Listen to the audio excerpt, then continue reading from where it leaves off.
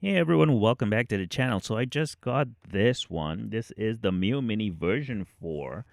This was sent over from LitNXT, and they also included their custom OnionOS SD card with this one.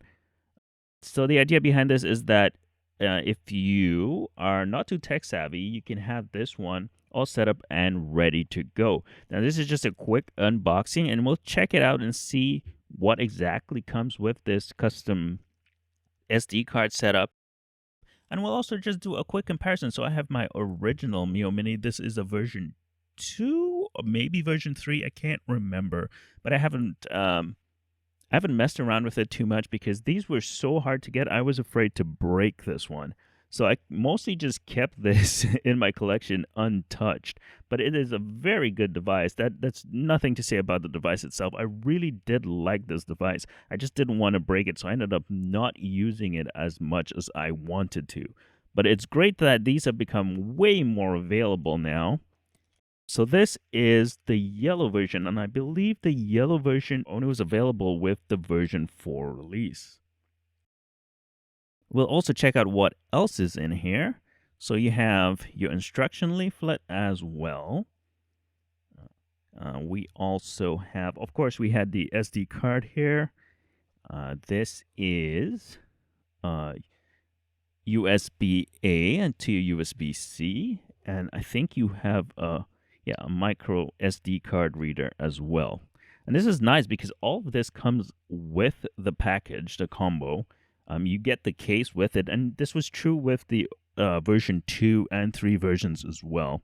Nothing really has changed here. You can see on the case itself, they have changed up the zipper itself. They added this little controller.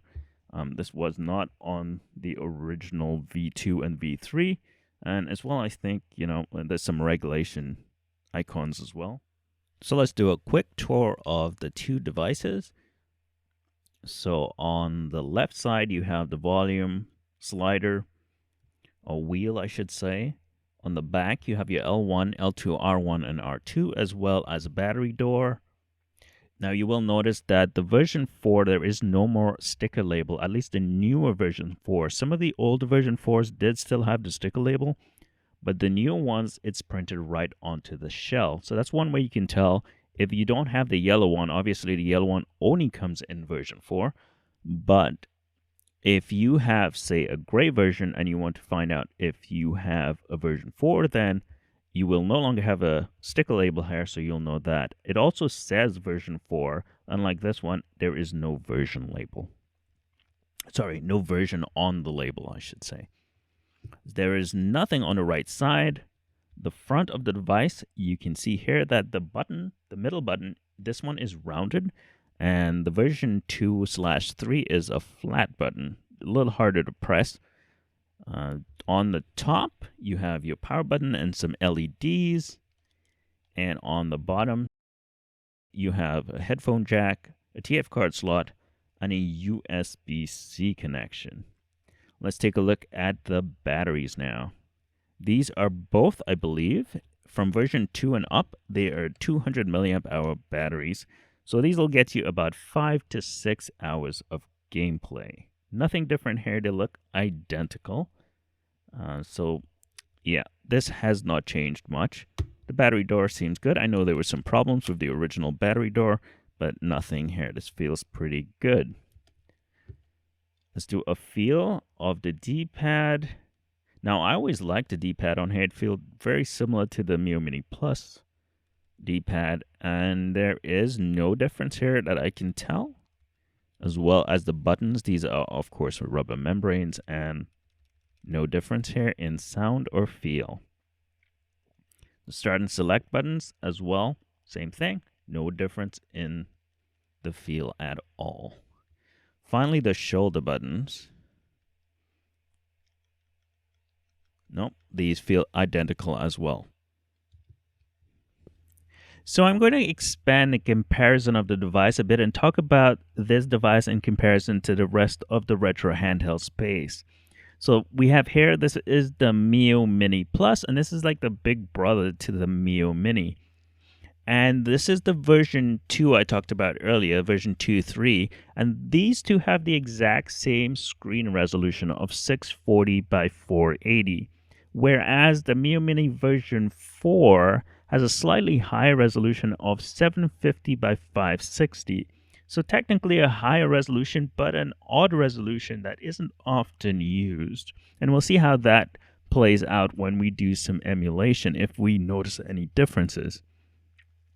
Another important thing to note about the Miyoo Mini line is that there is actually no Bluetooth or Wi-Fi built in, unlike the Plus versions. So you're not going to have things like OTA updates or retro achievements, for instance, are not possible on these devices because there is no Wi-Fi connection. I'm also going to throw up some B-roll of some other devices I think that a comparable experience to these three devices, so you can have an idea of how it stacks up versus something like the GKD Pixel or the XX line of devices, the vertical XX line of devices, so you can see and compare sizes there. I think those are all devices that I would generally suggest for PlayStation 1 and below, and this is the case here as well. Things like the Genesis, the Super NES, Game Gear would all run really well on this. In fact, this is probably one of the most compact devices apart from the GKD Pixels that I have in my collection that is capable of playing all these games from PS1 down. So I also wanted to discuss the screen, the new screen of the V4. Now, this one is a bit of a mixed bag for me. I prefer the colors on the V4 screen. They just seem to pop a little bit more. There's a little bit more contrast. It does get darker than the V2 or 3 version I have here.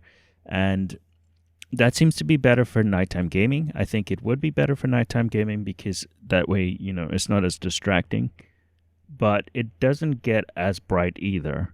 And the thing that I did notice, which was the worst on here, the new V4, is that the viewing angles, especially on the left and the right, is, in my opinion, it is worse. It almost gets black at certain angles, whereas the V3 version, it seemed good. You can still see the games at extreme angles. So definitely a mixed bag. I think it's a good screen still, especially at this resolution. It is a very sharp screen, but definitely I wouldn't say an overall improvement from the original. So let's take a look at the pre-configured OnionOS LitNXT included in this package. As you can see, they used a branded SD card. So this is a SanDisk Ultra 128GB card.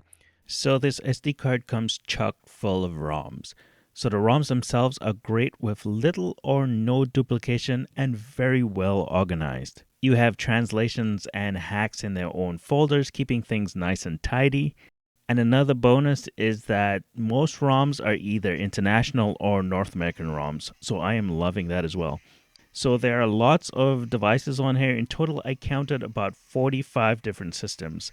Everything from the popular Game Boy to Game Boy Color, Genesis, Super NES, Neo Geo, PlayStation, and even some odd ones like the Game & Watch and Megaduck.